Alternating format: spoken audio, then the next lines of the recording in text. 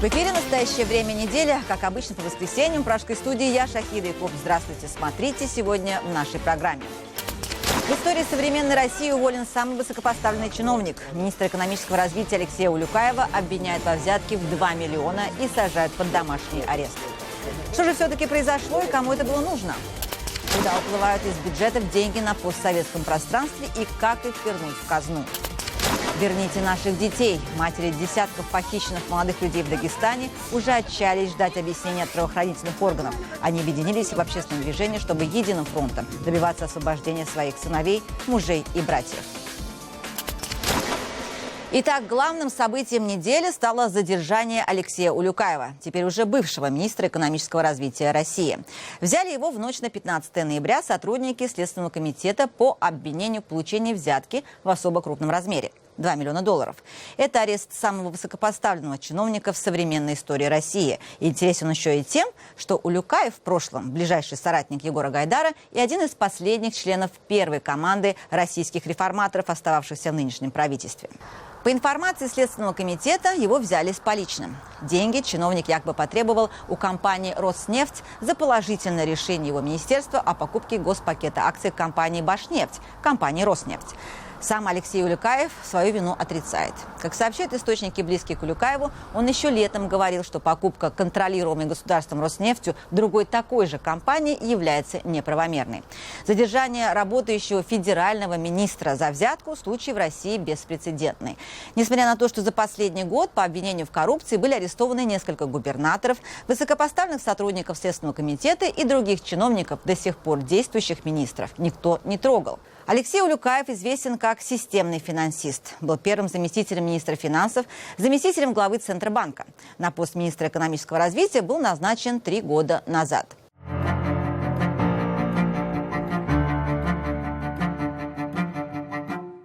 Задержание Алексея Улюкаева связано с покупкой Роснефтью 50% акций Башнефти, которые находились в государственной собственности. Государственная компания «Роснефть» является крупнейшим в мире производителем нефти. Президент компании Игорь Сечин – человек из самого близкого круга президента Путина. По мнению экспертов, на самом деле приобретение Башнефти не было столь актуальным для Роснефти. Покупка Башнефти не была очень важной для Роснефти. С 2003 года Роснефть из среднего производителя нефти превратилась в самого крупного производителя в России. Башнефть — это компания среднего уровня, что ненамного увеличит объем производства Роснефти. Преимущество Башнефти только в том, что у них самые новые нефтеперерабатывающие заводы. Но дело совсем не в этом. Продажа Башнефти — это очередной шаг правительства России укрепить Роснефть и таким образом создать одну государственную нефтедобывающую компанию. Приватизация Башнефти, состоявшаяся в октябре 2016 года, прошла без конкурса, хотя несколько компаний заявляли о своем интересе к активу. Против этого выступал Алексей Улюкаев, что и привело к конфликту между ним и Игорем Сечиным. Является ли это причиной задержания министра, я спросила эксперта по нефти и газу Илью Заславского. У него самые слабые позиции в правительстве, и поэтому его проще всего было сожрать. Я думаю, что это ширма, на самом деле. Решение об увольнении Улюкаева и о его аресте принял абсолютно несомненно Путин. Такое решение мог принять только президент. Вот какую роль Сечин играет по российском политикуме? Но Сечин — это не только компания «Роснефть» и ее огромные ресурсы, это еще тесные его связи с ФСБ. Там даже есть ряд подразделений, которые тесно с ним взаимодействуют. Если называть вещи простыми именами, Сечин хотел приватизировать 19,5% акций Роснефти таким образом, чтобы он мог полностью распоряжаться этими акциями, по сути, как хотел. Улюкаев хотел обусловить продажу этих 19,5% рядом четких критериев, чтобы у Сечина были связаны руки. Это был не единственный скандал на этой неделе в России, связанный с деньгами. В Москве арестовали уже экс-чиновника, бывшего вице-губернатора Санкт-Петербурга по строительству Марата Оганесяна. До своей отставки он отвечал за возведение скандально известного стадиона «Зенит-Арена» на Крестовском острове. А теперь следователи обвиняют бывшего госслужащего в мошенничестве. Якобы он получил 50 миллионов рублей при заключении контракта на поставку видеотабло для футбольной арены. Оганесяна уже доставили в Петербург. Из зала суда репортаж Юрия Бронюка. Наручники, судебные приставы бывшего вице-губернатора Марата Оганесяна в суд привезли как рядового обвиняемого. Никаких привилегий. Супруга экс-куратора одной из самых дорогих футбольных арен в мире на первое заседание пришла с дорожной сумкой. Возможно, заранее предчувствовала вердикт судьи. В домашнем аресте Оганесяну отказали. Следующие 2 месяца он проведет в следственном изоляторе. Своей вины бывший чиновник не признает. На строительстве одной из самых дорогих футбольных арен мира, сегодня ее оценивают почти в 40 миллиардов рублей, Марат Оганесян проработал 2 года. Теперь ему грозят 10 лет лишения свободы. Его подозревают в мошенничестве в особо крупном размере. По версии следствия, Оганесян, осуществляя курирование строительства стадиона, обеспечил незаконное привлечение акционерного общества ТДМ в качестве субподрядчика. В последующем он организовал перечисление в пользу акционерного общества аванса в сумме более 50 миллионов рублей, которые были похищены через фирмы-однодневки. Арест бывшего чиновника в Москве провели совместно полицейские, оперативники ФСБ и следователи. По их мнению, подозреваемый изначально был в курсе, что субподрядчик не намерен был выполнять работу. За нее заказчик строительства, администрация Петербурга, перечислила авансом больше 50 миллионов рублей. Адвокат Оганесяна разъяснить ситуацию журналистам отказался. Адвокат комментарий давать не будет. Кроме бывшего вице-губернатора на скамье подсудимых, еще один чиновник строительного комитета Петербурга, 2 сотрудников и руководитель акционерного общества ТДМ. Именно оно должно было поставить на стадион цифровые табло. 3 со следствием сотрудничают. Возможно, ущерб, причиненный городу, гораздо больше, чем 50 миллионов рублей. Действующий строительный вице-губернатор Игорь Албин в своем твиттере опубликовал другую цифру. По его данным, с начала строительства «Зенит-арены» на стадионе пропало больше 700 миллионов рублей. Юрий Баранюк и Александр Глебов. Настоящее время. Санкт-Петербург.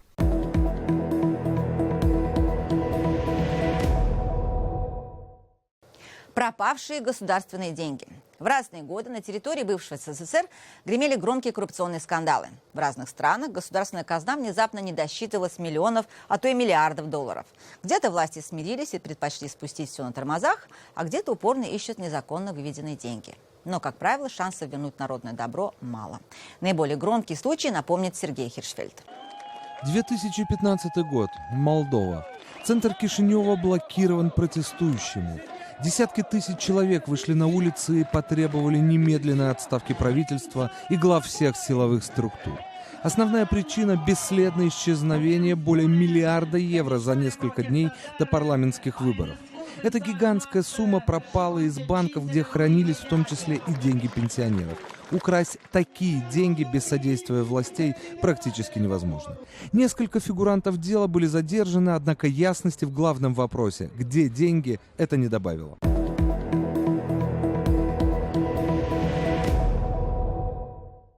Казахстан.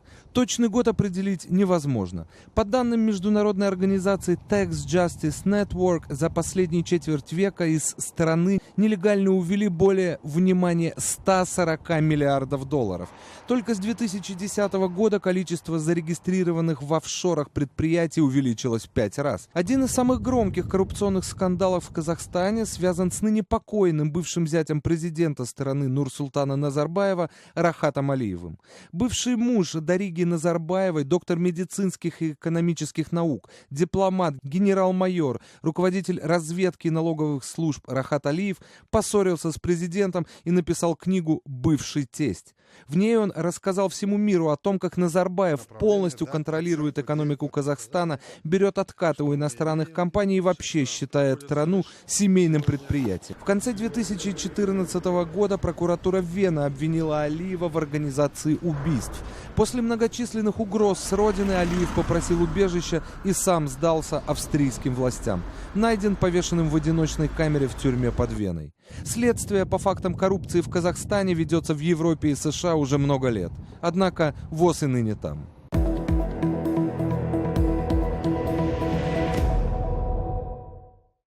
Украина. Евромайдан. Правительство страны приостановило подготовку к подписанию договора об ассоциации с Евросоюзом. Тем самым власть продемонстрировала изменение курса с европейского на пророссийский. В знак протеста десятки тысяч человек вышли на Майдан Незалежности и потребовали продолжить курс на Европу. Позже выдвинули дополнительные требования. Прежде всего, искоренить коррупцию. Отряд милиции «Беркут» разгромил палаточный городок протестующих, после чего началась фаза насилия. В результате этих событий погибли десятки человек. Когда положение в Украине стабилизировалось, выяснилось, что за все время правления Януковича из казны пропали 32 миллиарда долларов. В данный момент в Украине арестованы личные активы Януковича на сумму в 1,5 миллиарда долларов. Взыскать их в пользу государства не представляется возможным, так как соответствующего закона просто нет.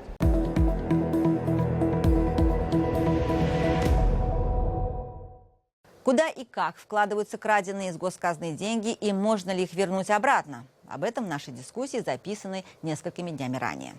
Сегодня поговорить о пропаденных деньгах чиновников и государственных деятелей, которые вывозили свои активы из стран бывшего Советского Союза, я попросила руководителя Загранбюро казахстанской оппозиции Серика Медетбекова и Тома Мейна, журналиста, который занимался в течение многих лет расследованием коррупционных схем.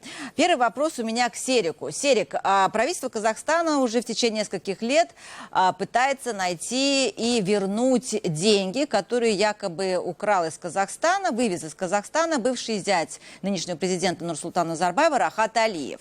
Речь идет о очень большой сумме, около 1 миллиарда. Правда это? В настоящее время все больше и больше чиновников, которые строили этот режим и находились в этом режиме, помогали этому режиму совершать преступления, бегут на Запад вместе со своими деньгами. Поэтому я бы ставил вопрос более глобально, не только о Рахате Алиеве, скажем, но и о тех людях, которые на сегодняшний день на слуху. Но вы знаете, пока все эти люди у власти, очень тяжело найти их активы. Вот, скажем, в случае с Украиной, и, Том, I need your help here. В случае с Украиной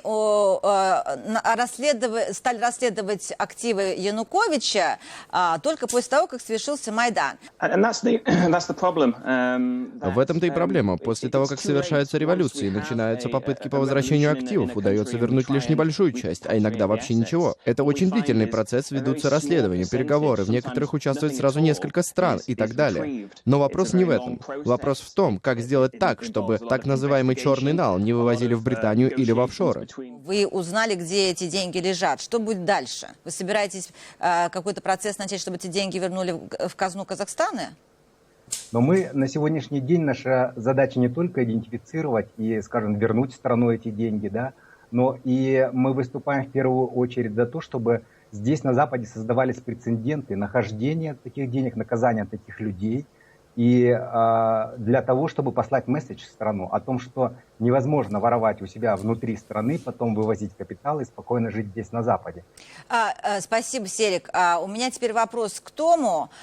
Том, что вот реально, например, человек приезжает, госчиновник из какой-то страны бывшего Советского Союза, скажем, из Узбекистана, из той же Украины, и хочет инвестировать свои деньги в какую-то западную, скажем, в лондонский банк. Возможно ли это? Или купить квартиру? Например, в Лондоне же очень много собственности, которые купили российские чиновники, которые стоят от 10 миллионов и выше. И неужели их никто не проверяет и не спрашивает у них, откуда у вас эти деньги? Но на самом деле люди, которые расследуют пропавшие деньги, в том числе и я, недоумеваем. Это результат некомпетентности или британское правительство закрывает на это все глаза? Я думаю, что это и то, и другое. В прошлом году я работал в группе, расследующей владельцев квартир на Бейкер-стрит, одной из самых известных лондонских улиц. Все квартиры были куплены офшорными компаниями. Собственность эта принадлежала одной из офшорных компаний, стоила 137 миллионов фунтов стерлингов. Интересно, что эти офшорные компании принадлежат людям из нынешнего правительства Казахстана. Было предположение, что ими владеет семья покойного Рахата Алиева. Но шокирующе то, что никто не знает, кому принадлежит часть самой известной улицы в Лондоне. И, кажется, никто не занимался этим расследованием до этого. О каких суммах мы говорим, когда мы говорим о Казахстане? Если говорить об общей сумме средств, выведенных из Казахстана, то они примерно на сегодняшний день составляют более чем 140 миллиардов долларов. Это подсчеты вашей организации или какая-то международная организация подсчитывала эту сумму? Нет, это почему-то не только наши организации. Эти цифры, они всплывают в различных совершенно отчетах международных организаций. А что такое 140 миллиардов в контексте Казахстана? Ну, я вам могу сказать, что внешний долг Казахстана примерно сегодня равняется этой цифре. То есть каждый казахстанец, который на сегодняшний день проживает на территории Казахстана, должен внешним институтам порядка 10 тысяч долларов. Это те деньги, которые занимало правительство, это те деньги, которые занимались под правительственной гарантией. И на сегодняшний день они составляют более чем 10 тысяч долларов на каждого человека. Одна за другой в Дагестане проходят акции родственников похищенных в разное время молодых людей. Год за годом сценарий похищения практически не меняется. Молодых людей, часто вместе с друзьями, вооруженные люди в масках силой запихивают в автомобили и увозят в неизвестном направлении. Потом родственники месяцами и годами пытаются найти и собрать воедино крупицы информации о том, что произошло, где можно попытаться найти своих родных. Иногда похищенные обнаруживаются в другом районе республики, убитыми якобы в боестолкновениях. Но судьба большинства пропавших без вести так и неизвестна.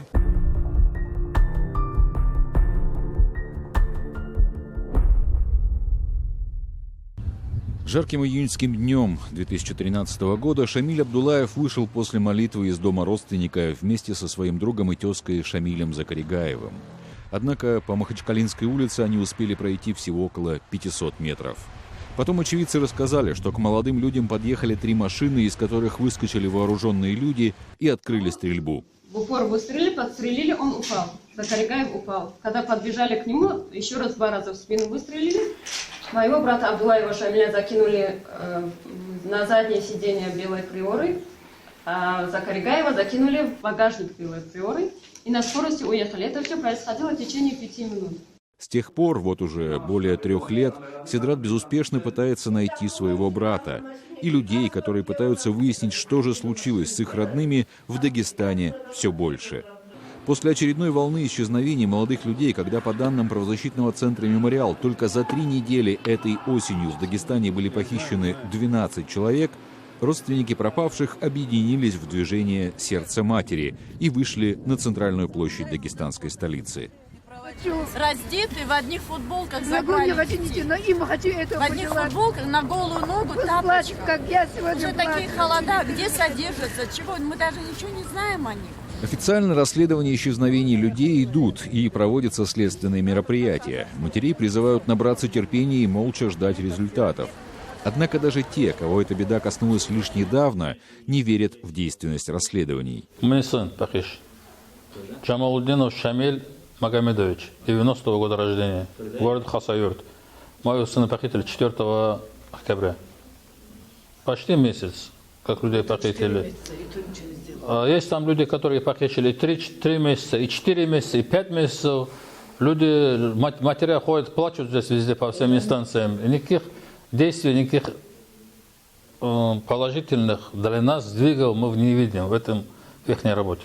В тот же день был похищен и двоюродный брат Шамиля Камиль Джамалудинов. 4 октября 2016 года он приехал с 2 товарищами, которых звали Клыч Клычев и Гасейн Гасейнов, на станцию техобслуживания автомобилей на Махачкалинском шоссе в Хасавюрте. И вот в тот момент я разговаривала, и он мне сказал: мама, вот через немного мы заканчиваем уже, скоро я буду дома. И последние слова, которые я, его крик: Клыч, Клыч. Но потом уже последующие, я не могла дозвониться ни до него, ни до товарища вот Клыча. Потом уже где-то ближе к 8 часам мне пришли, сказали, что их похитили. Как рассказали матери работники станции, из подъехавшего черного ленд-крузера с тонированными стеклами вышли несколько вооруженных человек в гражданской одежде, говорившие по-русски без акцента. Некоторые из них были в масках. Не представившись, они схватили Камиля, Клыча и Гасейна, обмотали скотчем сопротивлявшихся и затолкали их в свою машину. «Ладу 2114», принадлежащую Камилю, они забрали с собой. Во всех случаях машины похищенных тоже исчезают бесследно. Верните наши стволы! Если виноваты, наказывайте по закону! В последнее время в Дагестане митинги родственников похищенных идут один за другим, но результата они пока не приносят. Скажите нам, если оставите нам память, наши дети за что воровали, похитили, даже как Но находящиеся при исполнении полицейские строго придерживаются буквы закона, по крайней мере, на центральной площади города. Я вам предлагаю, чтобы вы не занимались здесь незаконными вещами, не проводили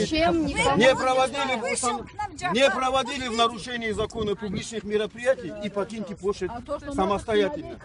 Если вы этого не сделаете, я еще раз говорю, я буду принимать законные меры. Отчаявшиеся родственники пропавших молодых людей уверены, что по отдельности у них нет шансов добиться какой-либо информации, и только вместе они готовы противостоять давлению. Наши дети, ихний бизнес, ихние отчеты, ихние бюджеты, ихние звезды. Нам нужны только наши дети.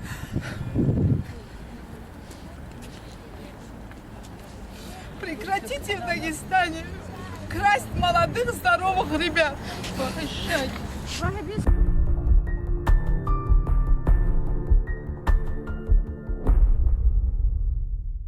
Итак, по данным правозащитного центра «Мемориал», только за последние 2 года в Дагестане без вести пропали более 100 человек. Объяснить, что на самом деле происходит, я попросила Закира Магометова, журналиста Северокавказской службы «Радио Свободы», который в течение нескольких лет работал в правозащитной организации «Матери Дагестана», занимающейся проблемой похищений. Закир, есть ли какая-либо возможность у этих женщин, которых мы видели в репортаже Александра Касаткина, найти своих детей? Шансы на самом деле очень минимальные, потому что, честно говоря, за последние годы и за годы работы в правозащитной организации, то, что матери находили своих сыновей, таких фактов было очень и очень мало, практически единицы. Митингующие, они говорят обычно, что к похищениям причастны сотрудники силовых органов. Сотрудники силовых органов говорят, что таким образом сами похищенные, они уходят в ряды НВФ, в ряды боевиков, грубо говоря. Бывали случаи, они очень частые, что этих людей похищенных находили убитыми во время спецопераций. То есть силовики тем самым подтверждали, что вот они перешли на нелегальное положение и были убиты во время спецоперации. Но, что интересно, тела этих убитых людей при осмотре в морге, даже при таком поверхностном осмотре, даже обычному человеку видно, что они подвергались пыткам. То есть сломанные руки, сломанные ноги или же синяки по всему телу. И тут уже, я не знаю, приходится соглашаться с родственниками похищенных, которые говорят, что сначала их похищают, пытают, заставляют себя говорить. Им нечего предъявлять-то, если уж по закону, то, что они исповедовали ислам именно там салафитского толка, не означает... Это же не преступление? Ну, это не преступление, но они состояли в так называемых ваххабитских списках, списке профилактического учета. Это списки, которые составляет дагестанское МВД. По последним данным, это официальные данные дагестанского МВД, они говорили, что в этих списках профилактического учета состоят 15 тысяч дагестанцев. Я думаю, что цифра на самом деле будет большей. Это только по последним данным 15 тысяч.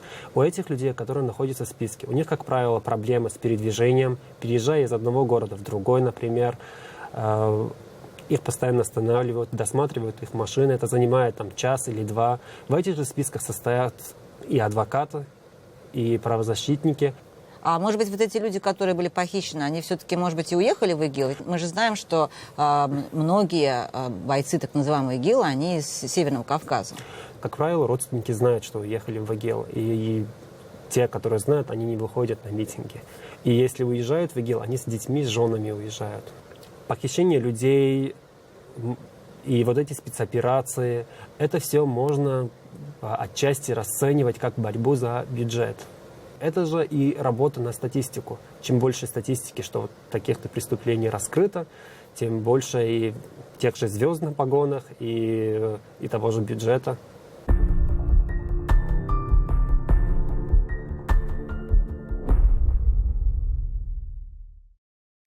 Вы смотрели передачу «Настоящее время. Неделя». Все выпуски программы можно посмотреть на сайте currenttime.tv, в социальных сетях, в эфире ваших национальных телеканалов.